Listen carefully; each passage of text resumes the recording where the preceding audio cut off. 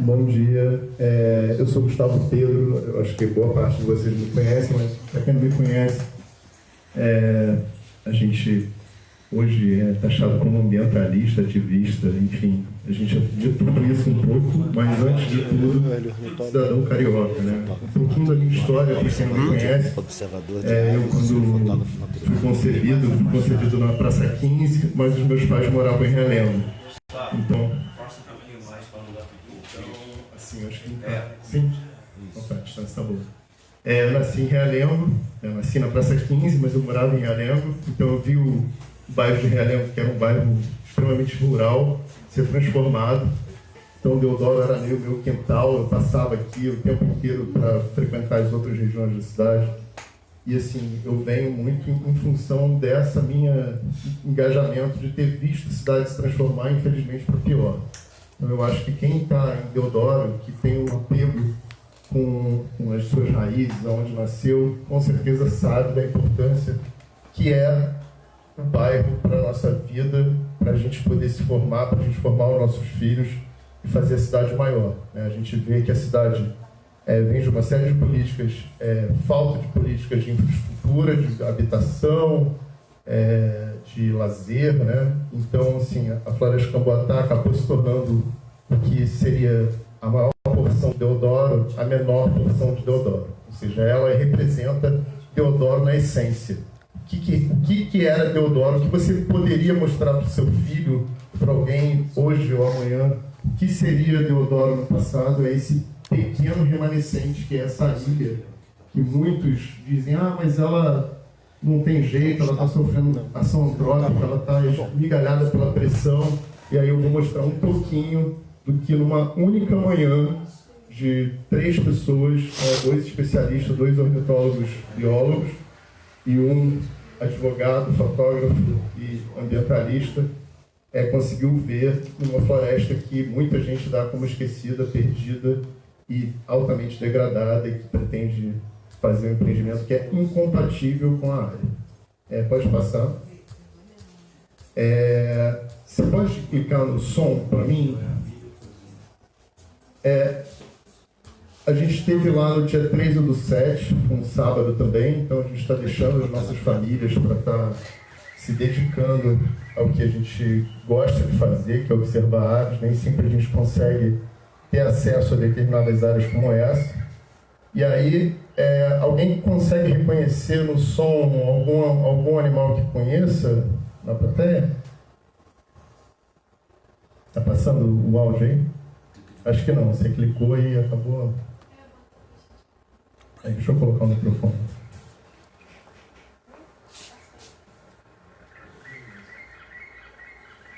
O som está saindo para trás. Está saindo da cachorra aqui. Então. Pois a gente fez o levantamento com 2 metodologias, né? Era avistamento visual, mas quase 80% é sonoro. Então, os especialistas gravaram o som, né, para se precisar comprovar amanhã ou depois que o bicho realmente estava no local. E aí a gente surpreendeu que a gente pegou o amanhecer lá, a gente chegou às 6 horas da manhã, um dia muito agradável, ou seja, lá quando a gente chegou estava fazendo 16 graus, então assim, para a Zona Norte é alguma coisa completamente, se tivesse uma estação meteorológica lá, a gente ia mudar as medidas da Zona Norte, né, que são sempre as altas temperaturas, e a gente chegou lá e ficou muito surpreso de descobrir que lá a floresta está funcionando como um ninhal para diversos psitacídeos, que são os papagaios. De imediato a gente constatou que tinha um papagaio verdadeiro e logo em seguida o próprio especialista, que é o Ricardo Galhardi, não sabia identificar, mas era um som que eu conhecia e o Guilherme Serpa também conhecia, que são os papagaios curicas, que é o maior papagaio que a gente tem hoje endêmico do Brasil. Pode passar? A gente identificou 63 espécies, esse é o curica, tá? Então ele é muito parecido com o papagaio verdadeiro e a gente observa aves exatamente para mudar essa percepção que a gente tem no ambiente. Pode passar? E qual é essa percepção que a gente tem? Eu acho que esse é um bicho que quase todo mundo conhece, o bem-te-vi, Nem todo mundo consegue ver aquela crista amarela que ele tem. Ele, quando está em área de disputa, de território e tal, ele levanta a crista e fica mais bonito. E é um bicho que ele é extremamente bonito em termos estéticos, de forma, de tamanho, só que a gente acaba não valorizando tanto ele porque ele é comum. E a gente tem essa questão, que é uma questão cultural, de não valorizar o que é comum. E a mesma coisa aconteceu com a floresta. A gente não valorizou as matas de baixada do Rio de Janeiro e hoje a gente está trabalhando exatamente porque ela é muito rara. Talvez seja uma das poucas possibilidades de se conhecer uma mata ainda com algum estado como esse, que eu vou mostrar. Passa para mim, por favor. Esse, por exemplo, é o bem-te-vizinho. Então todo mundo acha, é tudo bem-te-vi. Isso é bem-te-vi. Isso eu sei o que é bem-te-vi. Não. Esse é outra espécie, que é muito parecido com o anterior, mas ele é um pouco menor, tem comportamentos diferentes, que é o bem-te-vizinho de penacho vermelho. Pode passar? E essa é a cambacica. Então, assim, são 3 passarinhos quase na mesma tonalidade, muito parecidos, com formatos e tamanhos diferentes, e a observação de aves, ela proporciona exatamente a gente conseguir fazer com que bichos extremamente comuns, que são extremamente fáceis de ser observados no quintal de casa, se tornem 3 bichos diferentes. Eu, por exemplo, eu tenho um sogro que mora na Ilha do Governador, e ele dizia, não, esse é o filhotinho do bem-te-vi. Eu falava, não, isso aí é uma outra espécie. Então, assim, eu criei, da casa dele, no quintal, eu fiz um comedouro, a gente com alimentação própria para as aves, e aí, de repente, ele está observando e está conseguindo perceber, a olho nu, sem a necessidade de estar usando um binóculo, dessas nuances e diferenças entre espécies. E isso é observação de aves. Todos nós, de certa forma, somos observadores de aves. Não são só os loucos que se juntam no sábado, no final de semana, largam a família, filhos e tudo mais, para observar. Eu acho que todo mundo tem a possibilidade de observar aves no dia a dia, e isso é muito enriquecedor. Pode passar, Marcelo? Por quê? Porque a gente torna o nosso dia muito mais perceptivo. A gente perdeu os elos primários que a gente tinha de percepção do ambiente. A gente, antigamente, escutava muito melhor, a gente estava muito mais atento aos sons da natureza, a gente perdeu isso. Então, quando a gente volta, isso dá uma satisfação tremenda a gente perceber que a gente acordou com 3, 4, 5, 6 espécies no dia que você acha que está sozinho. Você tem lá o bem-te-vi, tem o bem-te-vizinho, e tem a cambacica, todos cantando. E aí você vê que, como é rico, às vezes, o quintal de uma área mais degradada que é a zona norte da cidade do Rio de Janeiro. Esses eram os 2 ornitólogos que estavam me acompanhando, pode passar. A gente basicamente usou só as estradas principais da região de Mata Melhor. A gente tem que agradecer o Bruno que nos viu lá. E aí, essa é uma foto emblemática, porque assim, se você quer demonstrar que a área não está degradada, você acorda nela e você vê a dificuldade que tem do sol transpassar a mata.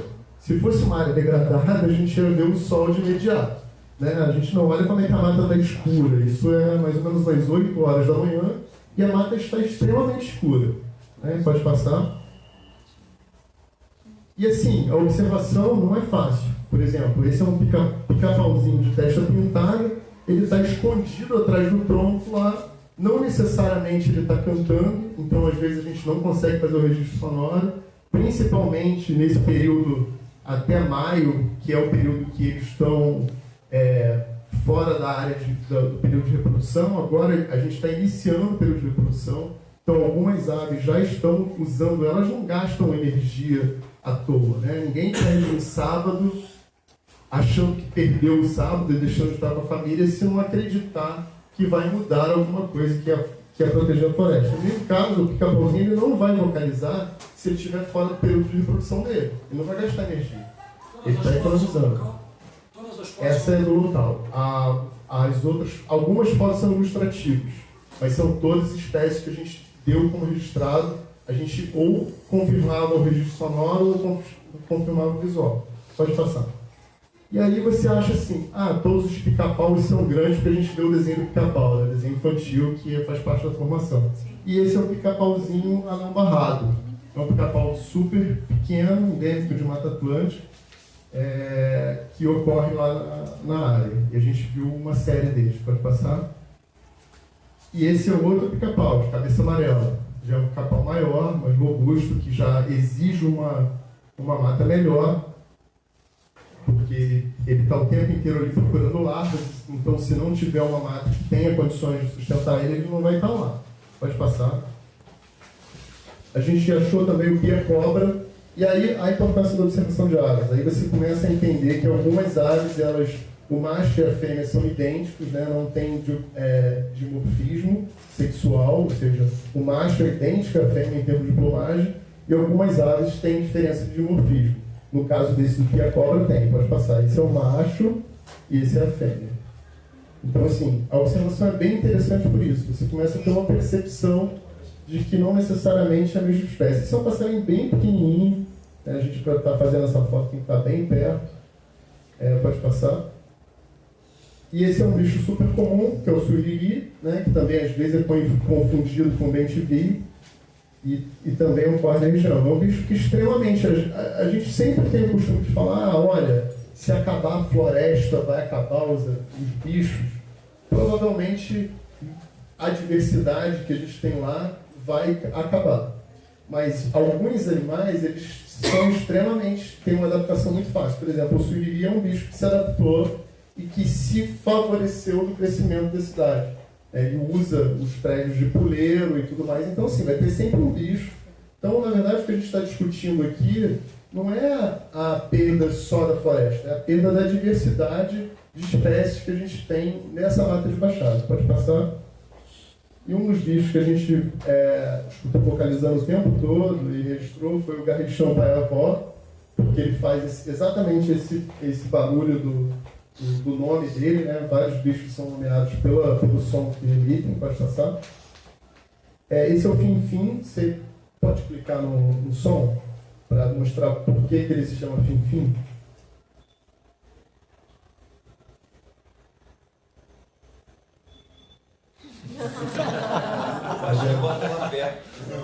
Pois é, ele é um bicho fácil de... E o fim-fim e o gaturamo, que também é da mesma família, eles têm uma curiosidade bem específica da espécie. Eles imitam outras espécies. Então, por exemplo, eu já vi o fim-fim imitando o gavião carijó numa frutífera para espantar os outros espécies e ele ficar comendo sozinho. Então, assim, não existe egoísmo só entre os humanos, não. Entre os passarinhos não existe. Pode passar. A gente viu a figuinha de rabo castanho também, que é esse bicho que é bem evidente de matas de baixada. Pode passar. E durante o percurso, mesmo estando fora do pico do período de reprodução, a gente constatou alguns ninhos. Por exemplo, esse ninho aí é um ninho bem conhecido, porque ele é típico, é uma bolsinha pendurada, é típico de um bicho que a gente tem bem comum no Rio de Janeiro. Pode passar. Que é esse aí, bico chato de orelha preta. Enfim, é um bichinho que passa despercebido, né? Porque é um bicho florestal, você não vai ver no quintal, ele precisa da floresta para sobreviver e ele é bem comum ali nessa floresta urbana. Pode passar. E alguns outros bichos, né? Que não, esteticamente não tem tantas cores, mas que são bem interessantes para observar. Esse é o Felipe. Aí, Felipe! Tem sempre alguém que é prestigiado. Um passarinho com meu nome. E a gente tem vários psitacídeos que a gente viu, né?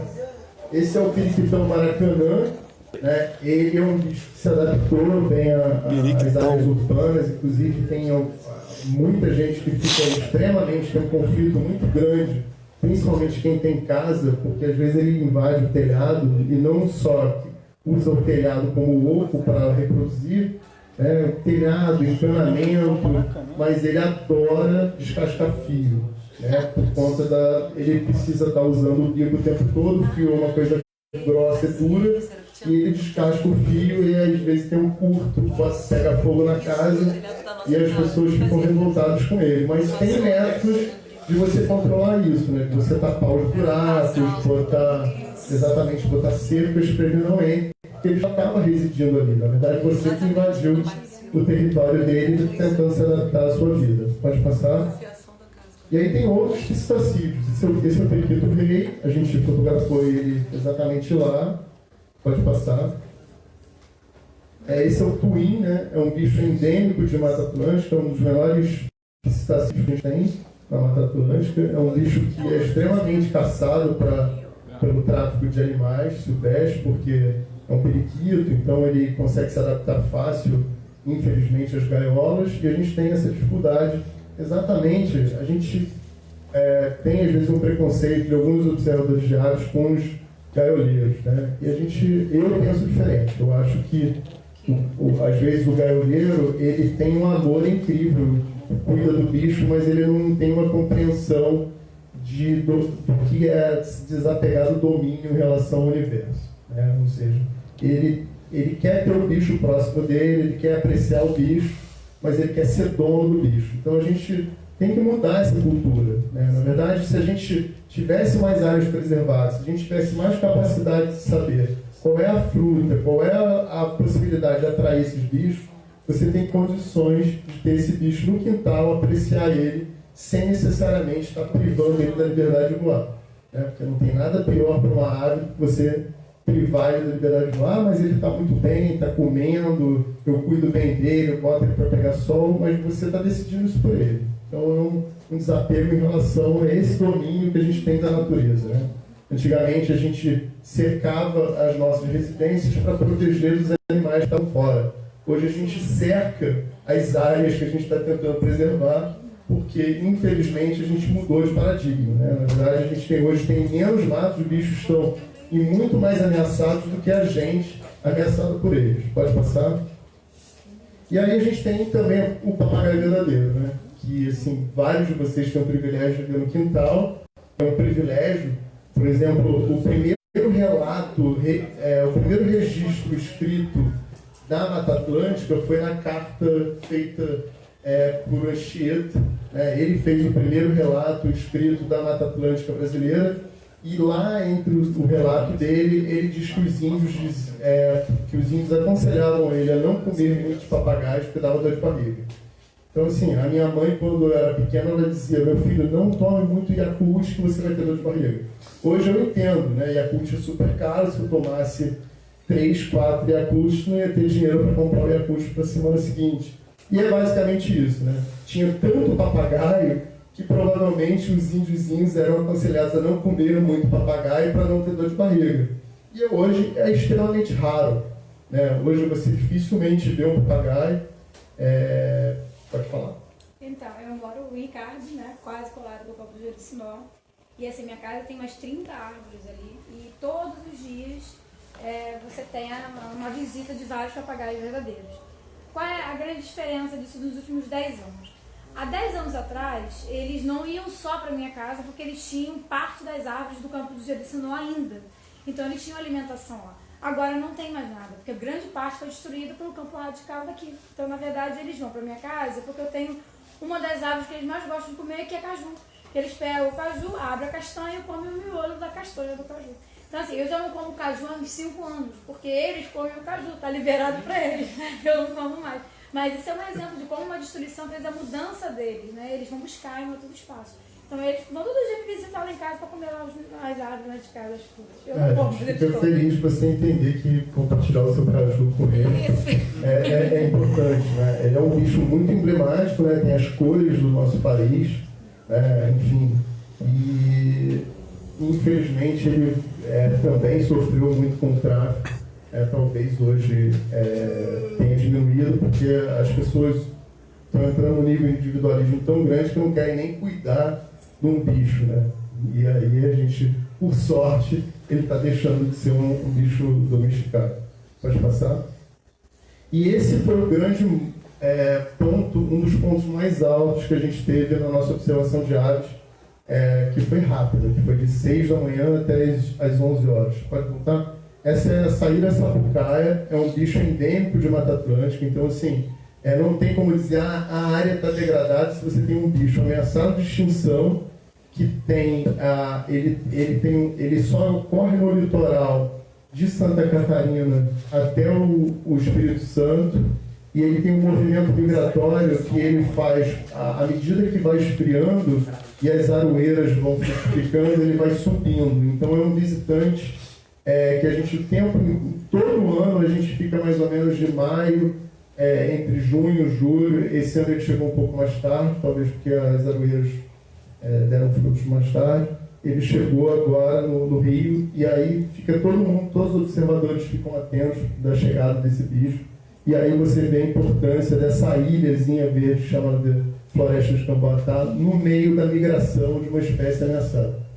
Então, assim, olha a relevância que é você ter um bicho que precisa estar migrando, e você ter a importância da Floresta de Camboatá, que permite com que ele chegue a outras aves. Pode passar. Quer colocar o som dele? É bem tímido.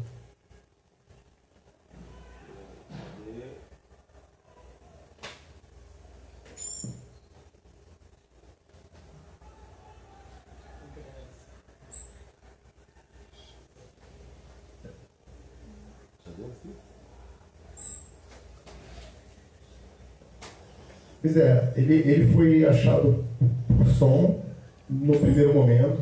É um bicho que estava muito na copa, eram 2 indivíduos só, eles estavam num cambuí, e aí de repente a gente conseguiu fotografar eles, mas não foi fácil.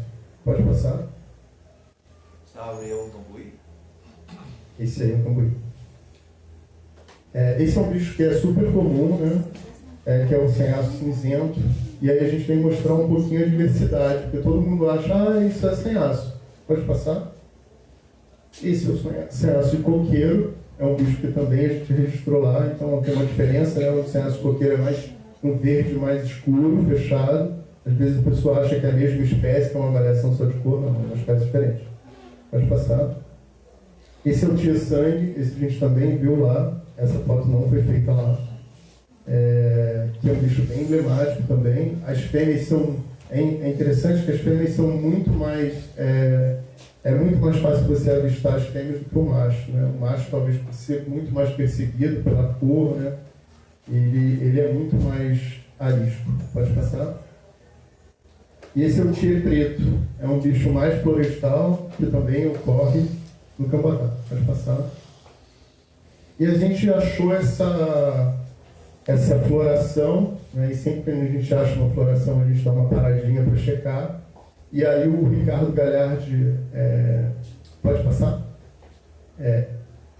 Tinha esse bicho, que é um bicho super comum, né? Que às vezes vai nos quintais, só você botar um bebedouro para o beija-flor, que ele vai para o beija-flor tesoura. Ele estava lá vigiando a área, né? Porque ele é extremamente territorialista, então ele estava lá vigiando a área como tipo assim, essas flores aí são minhas. E aí de repente a gente viu um outro bicho, que é bem chamativo. Pode passar? Não era essa borboleta, pode passar. É esse aí. Esse é o saí azul, né? E aí eu falei, Ricardo, olha, já botou na lista aí o saí azul? Aí ele brincou comigo e falou, poxa, esse aí é muito legal, porque é colorido, mas é super comum, né?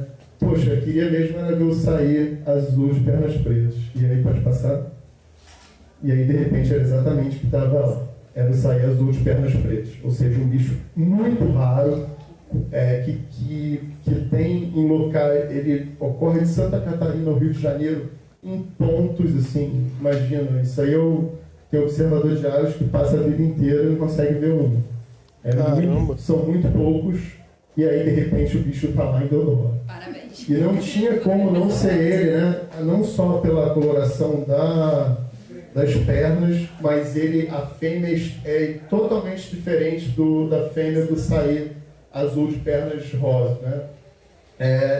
A fêmea tem o peito amarronzado, e no caso do outro, do saí mais comum, a fêmea é verde. Então assim, a diferença é brutal. Pode passar, o bicho está aí. Esse tem dimorfismo? Esse tem dimorfismo. Eu não botei a fêmea. A gente achou também o saí andorinha. Esse é um bicho que acontece? Quando chega essa época de inverno, ele desce para as matas de baixada, exatamente por conta do frio. Ele é um bicho que ocorre mais em altitude. E é interessante que, ou seja, provavelmente ele saiu do maciço da Pedra Branca ou do Mendanha e está usando Deodoro no período de frio. Né? Então você vê a importância dessa ilhazinha de mata. A casa Pode de passar. praia dele. A casa de praia dele. Mas ele vem conservando a casa dele. Esse é um bicho que também é super comum, é o sabiá laranjeira, né? Todo mundo conhece, né? Não só pelo canto, pode passar. E aí, muita gente chega nessa localidade da mata e fala assim, tá tudo degradado, porque o lago tá tudo alagado. Só que é interessante que essas mudanças de ambiente dão oportunidade para as espécies diferentes. Então lá a gente encontrou outras espécies. Não só um ninhal, pode passar. A gente viu uma série de gaviões usando como puleiro essas árvores que morreram em função do alagamento. Esse é o gavião carijó, pode passar. A gente continua observando lá, pode passar. A gente viu novamente o periquito rei, pode passar.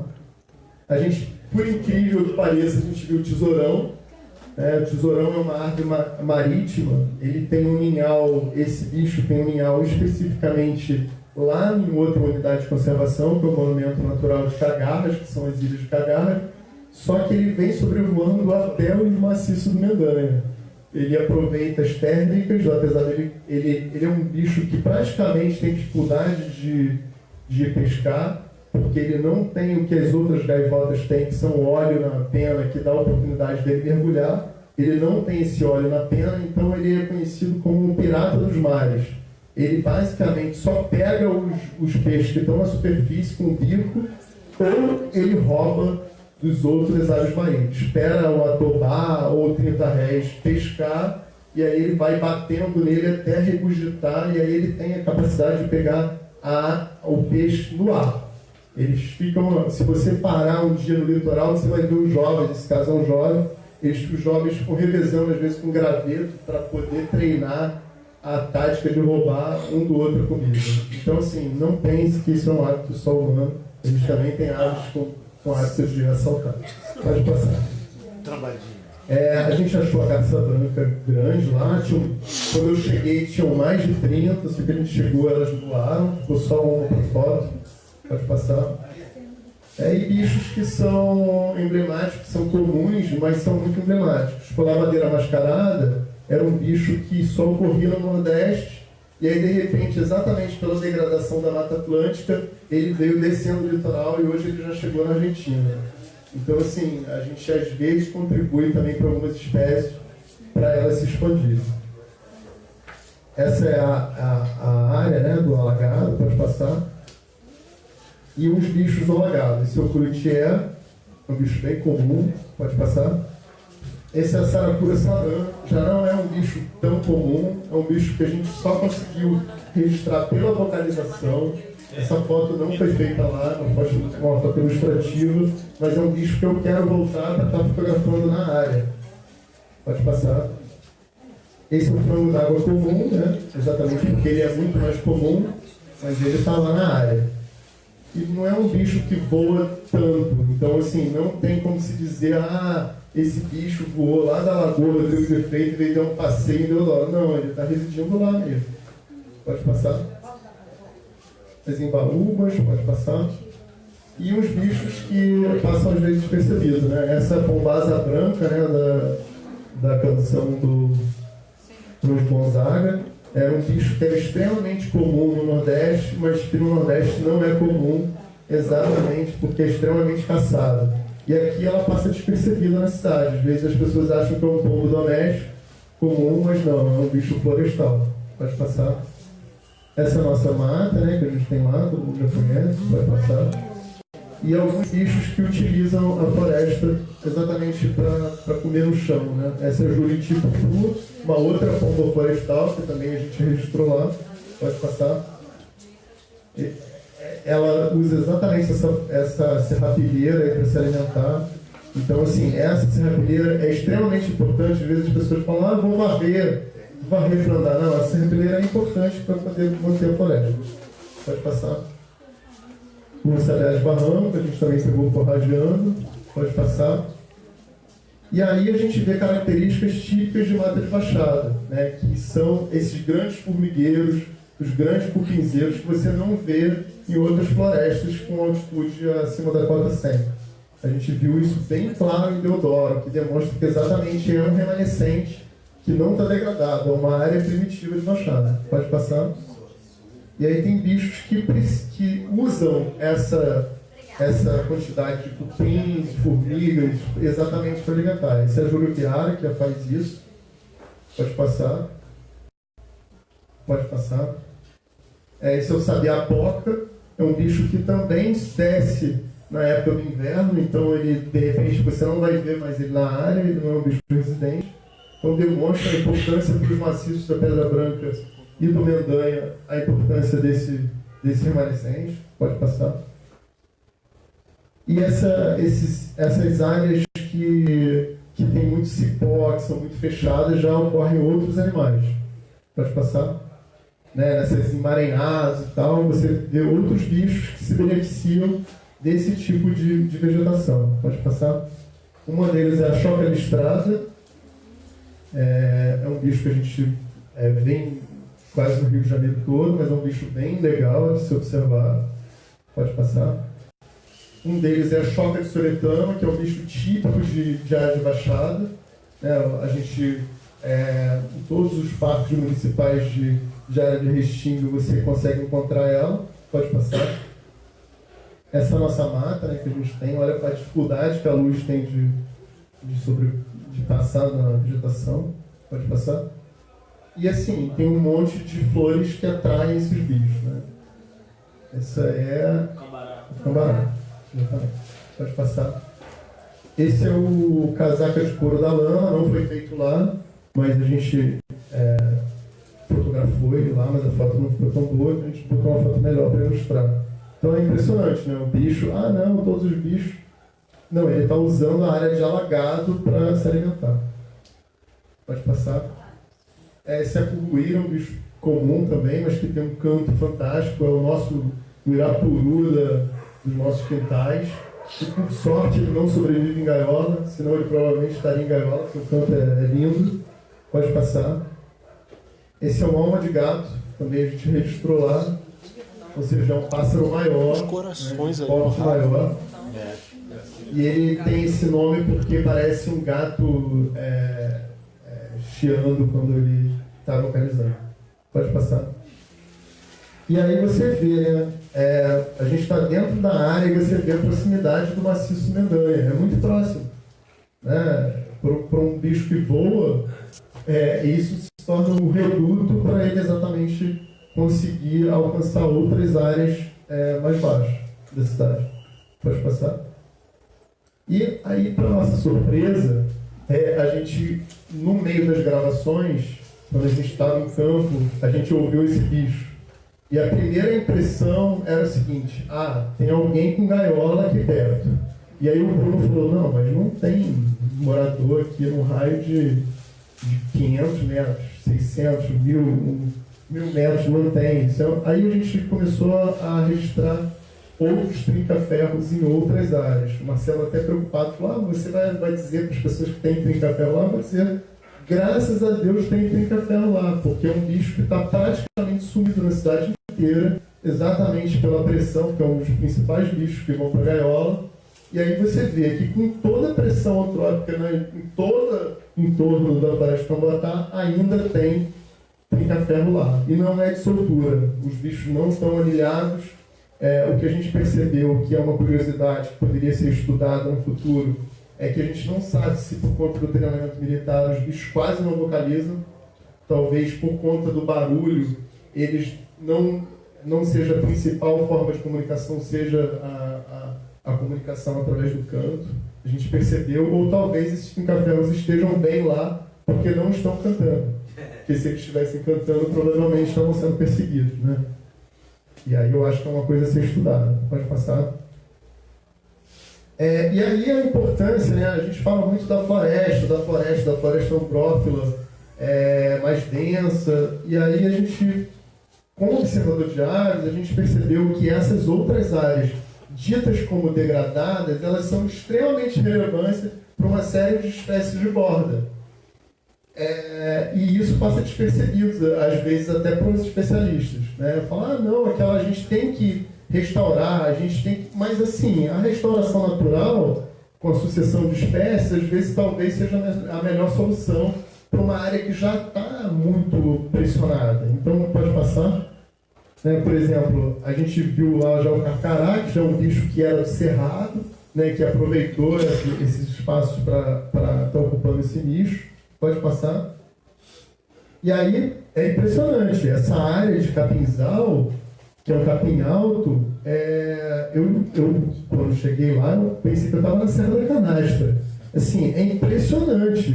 Você não tem áreas de capinzal tão altos, assim, estabelecidos, com facilidade na cidade. Apesar de ser uma área degradada de capim, você tem bichos que são especificamente dessas áreas. Pode passar?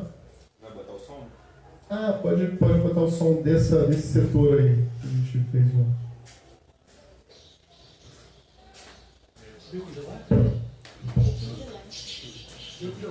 Exatamente. O bico de lac é um bicho que ele foi introduzido, né, um exótico, que se deu bem nessa área. Ele gosta de capoeira, assim, né? Exatamente. Pode passar. O anão preto, bem comum, pode passar. E a gente encontrou também alguns outros, na observação de aves, a gente chama de OVNI. São objetos voadores não identificados. Nesse caso, a gente conseguiu identificar. Nesse dia, na mesma foto, tinham 2 balões.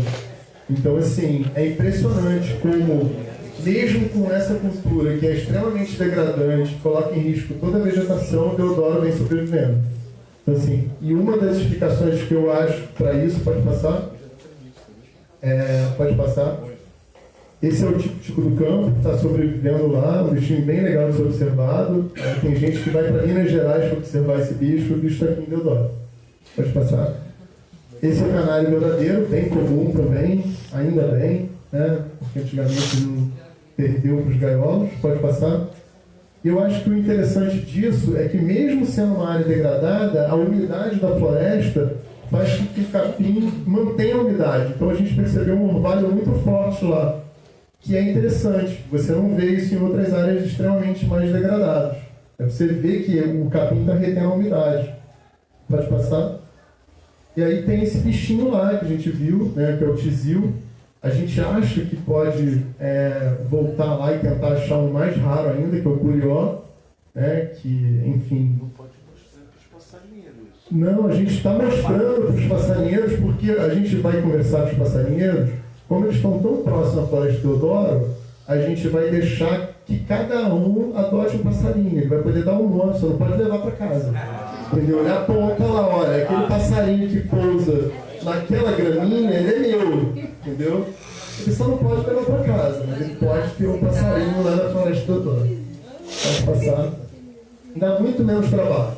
Tá? Você pode chegar lá, olhar, ir embora, escutar o canto dele. E assim, impressionante como aí nessa área, principalmente nesse setor aí, que tem um pouco de areia, a gente conseguiu ver algumas pegadas de outros bichos. Né? A gente sabe observar aves, mas é uma desculpa, às vezes, para fugir da sogra. Né? Na verdade, a sua sogra vai te visitar no sábado, e aí você fala, não, olha, eu queria estar aqui com você, almoçando, mas eu tenho que observar aves. Pode passar. E aí tem a andorinha serradora, né? Está sendo transmitido, né? Só deve estar vendo. Hoje não vai ter almoço. Não. Vai passar fome. Fazer um almoço. A gente viu a andorinha serradora lá, que é um bicho bem legal, né? É diferente da andorinha doméstica. Pode passar. Pode passar. Essa é a floresta. Pode passar. E esses são alguns programas para quem se interessar pela observação de aves. A gente, no estado do Rio de Janeiro, a gente projeto piloto para o Brasil todo. Né? A gente organiza um evento chamado Avistar, que é o maior festival de observação de aves do estado do Rio de Janeiro. Ele começou em São Paulo, e de São Paulo a gente trouxe como projeto piloto para o Rio de Janeiro, fez a primeira edição há 6 anos atrás no Jardim Botânico, e a gente já está indo para a 7ª edição. Esse ano deve ser no Museu Nacional, dia 5 e 6 de outubro, lá na Quinta da Boa Vista. Então, quem quiser, a gente vai divulgar nas listas e tudo mais. E a gente tem alguns programas que fazem, não só juntam os amigos que estão mais próximos, a gente tem programas para incentivar a observação de aves aqui na cidade, no estado do Rio de Janeiro. A gente tem o Vem Passarinhar RJ, pelo programa que é do INEA, e a gente tem o Passarinhar Carioca, que eles têm um calendário fixo já, anual, então você consegue se programar para poder sair num passeio de observação de aves com especialistas de forma gratuita. Então é interessante que a gente no futuro consiga trazer um desses programas para a Floresta Camboatá. E a gente está trabalhando para isso. E a gente também tem o Clube de Observadores de Aves do Rio de Janeiro, que é muito atuante, eu sou um dos membros lá, que exatamente a gente tem palestras mensais falando sobre avifauna e sobre qualquer desculpa para falar de natureza. Pode passar? E aí a gente, no Brasil, a gente está muito incipiente em relação à infraestrutura. A gente fala, a gente vê o governador, a gente vê o nosso presidente falar, o Brasil tem que ser o campeão de turismo, mas infelizmente não investe em infraestrutura voltada para o turismo. E um dos maiores mercados mundiais é o mercado de observação de aves no mundo todo. Por exemplo, esse aqui é um blind feito num parque litorâneo da África do Sul, próximo de Cape Town. Olha, eles têm uma casa com todo o sistema de acesso na área de alagado para você observar da casa os bichos. Eles são 2 flamingos. Isso aqui já é uma mudança radical que a gente vinha sendo implantado, que é o Museu da Amazônia, que está em Manaus, que já tem uma torre com mais de 60 metros para observar os bichos de copa. Então, assim, a gente está mudando de paradigma. A gente teve uma torre agora recentemente instalada no Marapendi, a gente já teve uma no Mendanha, que infelizmente foi feita com material equivocado, numa área equivocada e que foi destruída. Pode passar. E do poste da freguesia. Pode passar. Mas a gente vem mudando, né? A gente já tem alguns blinds hoje no estado do Rio, por exemplo, esse é na RPPN da Régua, aqui em Cachoeira de Macacu. Então, quem quiser e tiver a oportunidade de conhecer, é só entrar em contato com a gente, que a gente passa os contatos. Você pode não necessariamente ficar hospedado lá, você pode fazer um day use, passar o dia e ir embora. E tem muitas aves. Pode passar. Essa é a nossa floresta. Pode passar. E esse é um dos bichos que, infelizmente, todo mundo, muita gente não dá valor a ele, mas é o que mais faz mais trabalho de serviços ambientais da cidade, né? É o nosso urubu de cabeça preta. É um bicho que é muito comum aqui, mas, por exemplo, eu estava no Piauí com uma guia observadora de aves lá, e aí, de repente, eu atravesso uma curva, ela para tudo, não tem um bicho muito raro aqui, quando eu virei a curva, dei de cara com o urubu, mas cadê? É esse, o urubu lá é raro, lá o urubu de cabeça vermelha é o comum e esse é o raro. Então, assim, a gente tem que aprender a valorizar o que a gente tem de comum, né, que a gente tem de comum, e esse bicho trabalha muito pela cidade, né? Aonde você vê degradação, ele está lá tentando fazer recomposição, compostagem, ajudar o processo ecológico. Pode passar. E esse também é um bicho muito comum numa situação, né, extremamente aborra, né? E a gente às vezes não dá valor. E assim, como fotógrafo, o grande desafio é fazer com que o comum se torne incomum diante dos olhos das pessoas. Então, uma floresta que foi comum, que é de Deodoro, que podia passar despercebida, ninguém dá valor, ela tem que ser dado devido valor a ela, exatamente pela importância que ela tem. Pode passar. E aí eu vou incluir, acabei incluindo na palestra, um pouquinho, a gente achou muita gente não sabe, então como é para nivelar, a gente achou um inventário faunístico do Camboatá feito em 2013 por professores da FRJ. Eu não sei o que motivou eles, não sei se chamaram eles exatamente para eles terem conhecimento do que se tinha lá, mas foi extremamente detalhado, eles fizeram em parcelamento. E eu vou mostrar só alguns bichos que estão nesse inventário, tá? Só para vocês terem uma ideia. Pode passar. Essa é uma foto daqui, né? Quando eu estive no final de semana passado, eu fotografei e falei, olha, eu acho que eu conheço essa pegada. Não. Alguém sabe? Mão pelada. uma pelada. Pode passar? Que é o nosso guaxinim americano, né? Não é o mesmo guaxinim dos Estados Unidos, né? Lá é outra espécie, mas é um bichinho muito legal, né? Que a gente observa em alguns parques, extremamente noturno, então dificilmente você vai ver ele de dia. Pode passar. Esse é a capivara, outro bicho que também ocorre, né? Eu estou até hoje tentando me recuperar delas, porque eu saí de lá rindo, porque um dos nossos amigos deu um chute num bolo de micuim, e eu falei, mas poxa, que bom que tá tudo com você, e até eu chegar em casa e descobri que estavam comigo também. Então, assim, é interessante, mas você tem que ter cuidado, passar repelente para você não voltar de lá traumatizado com os micuins. Pode passar? Esse é o gambá, né? Um bicho comum, também ocorre, pode passar. Esse é um bicho que é um exótico invasor, né? Ele foi trazido para o Rio de Janeiro como animal doméstico, aí a pessoa no primeiro momento acha muito bonitinho, ele tem esse tufinho branco, e aí no segundo momento, quando ele está de mau humor, porque os bichos também têm mau humor, tem dia que ele não está a fim de brincar, te dá uma mordida, o cara solta sem compromisso nenhum, e isso vira uma desgraça. Hoje a gente tem um dos maiores problemas de espécies invasoras. E aí por quê? A culpa é do sagui? Não, não é. A culpa é da gente, que interferiu no processo, trouxe um bicho que é lá do Nordeste, que se adaptou, ele estava numa vegetação extremamente difícil, pobre, difícil de sobreviver, com um monte de bicho, né, uma mata muito maior de caatinga lá aberta, com um monte de cacara podendo pegar ele, de repente jogaram ele numa mata riquíssima, fechada, que ele não tem predador. Então assim, e aí vem o maior problema. O fato maior é que as pessoas, além dele ser um problema, as pessoas ainda alimentam ele e fazem com que ele se reproduza muito mais rápido. Então, qual a maior dificuldade desse bicho aqui? Hoje eu acho que não tem mais controle, eu já estou finalizando, só que ele hibridiza com as espécies de primata próximas a ele. Então, no caso, a gente teria como espécie nativa o nosso mico-leão dourado, que a gente não tem mais aqui, mas é daqui. A gente tem outros, Calitrix pernicillata, que tem um tufo preto.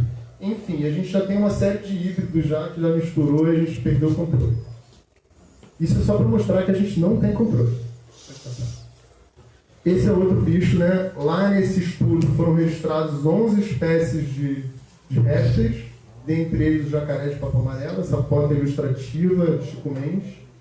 Pode passar. A cobra d'água é uma cobra que ela é especialista em comer sapos e rãs em áreas alagadas. Não precisem se preocupar, não é um bicho peçonhento. Então, assim, ninguém precisa de correr e achar que está correndo risco. Ela pode abrir a boca e te dar um bote, mas você não vai mais do que levar uma mordida, no máximo, se você acuar ela. Mas é um bicho extremamente dócil e tranquilo, dificilmente vai acontecer isso. Pode passar? A outra é uma outra cobra que ela é peçonhenta, mas ela não é peçonhenta para nós humanos, né, que é a cobra cipó. Então, no máximo, você também vai ficar com uma mordida dolorida. É um bicho que adora frequentar jardim, que também não tem menor risco para a gente. Pode passar. E alguns lagartos. Esse é um lagarto que está entre as espécies ameaçadas de extinção do município do Rio. Ou seja, ocorre em Deodoro. Pode passar. Esse é o comum, né? É o que a gente chama de calango. Pode passar. Esse é o teiu, também um bicho comum, mas que ocorre em Deodoro, ou seja, um lagarto de porte maior, está numa área extremamente pequena. Pode passar. E alguns bichos, algumas raridades. De anfíbio, nesse estudo, foram achadas 16 espécies. E algumas raridades como essa, que é a rã de poliço. É um bicho difícil de visualizar, difícil de encontrar. E geralmente encontrados são em matas de qualidade muito boa, que foi uma surpresa pra gente esse bicho estar inventariado em Deodoro. Pode passar. Aponta aí que eu acho que tem gente que não viu. Aponta lá que tem gente. Ele está aqui, ó. É esse bichinho aqui, ó. Exatamente a estratégia dele é essa, você não veja.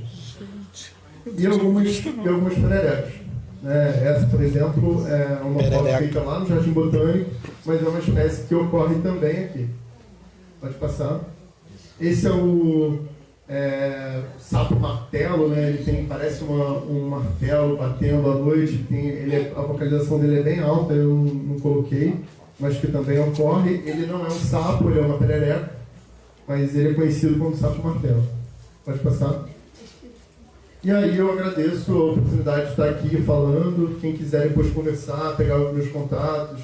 E aí eu estou como membro do Conselho de Meio Ambiente pela APDEMA, né? Eu sou elo, ou seja, o grupo Ação Ecológica que eu participo, ele é o elo do Estado do Rio de Janeiro pela rede de ONGs da Mata Atlântica, que é uma rede que engloba todas as ONGs que trabalham no Brasil com Mata Atlântica. Então, assim, a gente está se mobilizando, a gente já tirou uma moção de repúdio, isso há mais de 5 anos atrás a gente tirou uma moção de repúdio a qualquer empreendimento que seja incompatível com a Floresta do Douro. A gente não estava nem falando de autódromo na época. E aí agora a gente está trabalhando dentro de uma perspectiva completamente diferente. A gente tem mais informações, mas infelizmente a gente tem um rolo compressor, que é algumas decisões de cima para baixo, sem menor embasamento técnico, científico que justifique. A gente não é contra o autódromo. Na verdade, eu vi o desmonte do autódromo de Jacarepaguá. A gente vem vendo a degradação dos espaços públicos da cidade do Rio de Janeiro. A gente, pelo Grupo Ação Ecológica, a gente não briga só pelos ambientes florestados, a gente briga pelas áreas dos parques urbanos, das áreas arborizadas. E as pessoas geralmente falam assim: poxa, mas você está brigando tanto por conta de uma árvore. Quando a gente fala de Mata Atlântica, foi o que o Haroldo mostrou. A gente só tem pouco. A gente não tem muito mais. Então a gente tem que brigar por cada árvore. Cada árvore é extremamente relevante para a gente manter o pouco que sobrou. Um pouco da nossa identidade. A gente não tem como pensar a cidade do Rio de Janeiro como identidade sem o verde. O verde faz parte da identidade carioca. Então quem está na Zona Norte, a luta tem que ser maior ainda. Porque fica esquecido nas políticas públicas, fica esquecido em relação à mobilidade da cidade, fica esquecido em relação a próprios condicionamentos de adaptação a uma situação que é gerada por uma degradação total de todas as políticas públicas. Então, assim, eu parabenizo vocês de estarem mobilizados, de terem se juntados, porque é extremamente importante para se manter o microclima aqui do entorno à Floresta do Deodoro. Então, parabéns por vocês por terem a Floresta do Deodoro e terem esse apego a essa mata que é tão pequena em relação ao quantitativo da Mata Atlântica, mas é tão significante em relação à importância dela como amostragem, como as espécies que ocorrem lá, porque um saí de pernas pretas ele não diferencia uma mata da outra se não é relevante para ele. Ele vem migrando, ele precisa da mata, ela não tem conectividade hoje com os maciços, mas esses bichos estão mostrando que eles têm asa, que eles podem voar e que eles precisam desse refúgio que é a Floresta do Deodoro. Agradeço a oportunidade e fico à disposição para quem quiser conversar depois.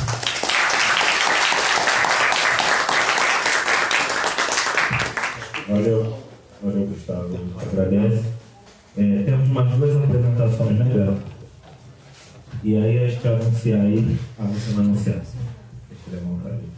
Não, pode falar. Antes das apresentações, a gente queria anunciar a presença do ilustre vereador Renato Cinco, agradecer a presença e o apoio que o mandato dele tem dado a essa causa, né? E muito obrigado. Se quiser falar alguma coisinha, fica à vontade, Pedro. Intervalinho, senão a bateria vai. Fala no intervalo. Pra cima, tudo pra cima. Tá? Deve ter ficado longe. Acho que não precisa, né? Não vou falar muito, me estender muito. Só dizer que eu acho que eu vim aqui para aprender, não para fazer discurso. Né? A gente precisa realmente encarar o meio ambiente com muita seriedade. Né? Todas as árvores a gente tem que lutar para defender. Agora, recentemente, a gente teve uma vitória lá em Laranjeiras. Parece pequeno, mas era um terreno que ia ser devastado ali atrás da General Glicério, na rua Belisário Távora, que chegou a algumas árvores a serem derrubadas, mas a gente conseguiu preservar aquele espaço. Né? E é muito importante mesmo, ele não pode esquecer. Semana passada fez 37 graus positivos no Alasca, né? Então, eu acho que não precisa dizer mais nada, né? Você tem que levar o meio ambiente como a prioridade das prioridades. Independente da sua ideologia, né? Se não tiver vida, né? Os modelos de sociedade aí que a gente disputa não vão servir para nada, né?